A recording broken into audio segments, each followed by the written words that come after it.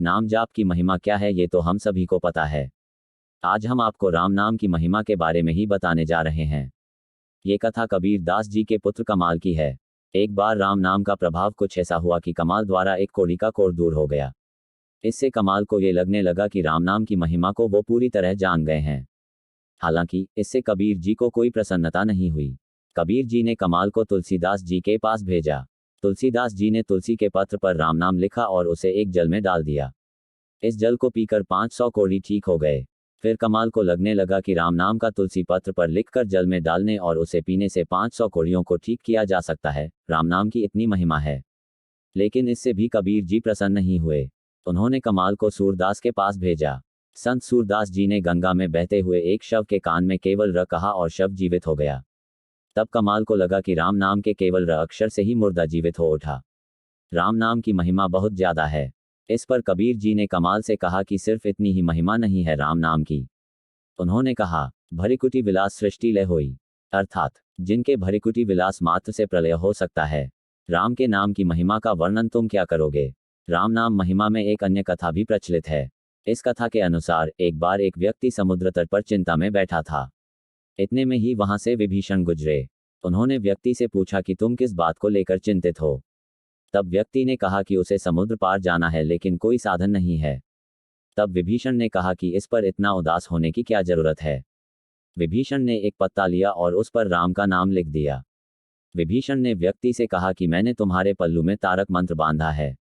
बिना घबराए ईश्वर पर भरोसा करते हुए पानी में चलते जाना, समुद्र पार पहुंच जाओगे। विभीषण के वचनों पर विश्वास कर वह व्यक्ति समुद्र की तरफ बढ़ने लगा।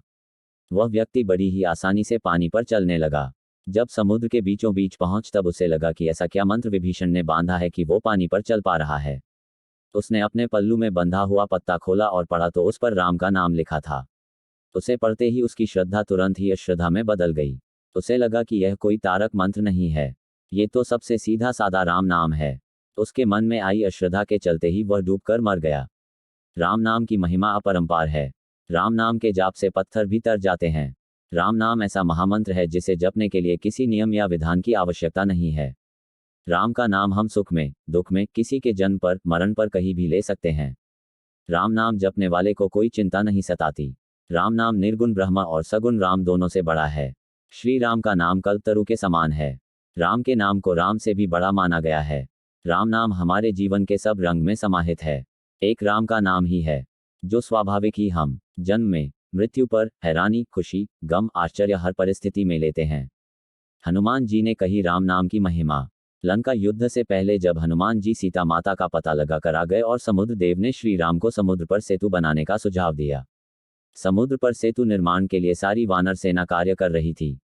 श्री राम देख रहे थे उनका नाम लिखकर पत्थर पानी में डालते हैं तो वह तर जाते हैं। श्री राम मन में विचार करने लगे कि मेरे नाम से पत्थर तर जाते हैं तो समुद्र में मेरे द्वारा डाला गया पत्थर भी तर जाएगा। लेकिन जैसे ही श्री राम ने पत्थर पानी में डाला तो वह डूब गया। श्री राम विस्मित हुए कि ऐसा क्यों हुआ। हनुमान जी यह सारा प्रसंग देख रहे थे। हनुमान जी पूछने लगे कि प्रभु क्या सोच रहे हैं। श्री राम कहने लगे कि हनुमान, जिस पत्थर पर मेरा नाम लिखा है वह पत्थर तर रहे हैं लेकिन पानी में मेरे द्वारा डाला गया पत्थर क्यों डूब गया। हनुमान जी कहने लगे कि प्रभु, आपके नाम को धारण करने के कारण पत्थर पानी में तैर रहे हैं लेकिन जिन पत्थरों को आप स्वयं त्याग रहे हैं उनको डूबने से कौन बचा सकता है। अर्थात श्री राम का नाम भव सागर से तारने वाला है। तुलसीदास जी ने रामचरितमानस में की राम नाम की महिमा। तुलसीदास जी कहते, मैं रघुनाथ जी के नाम की वंदना करता हूँ।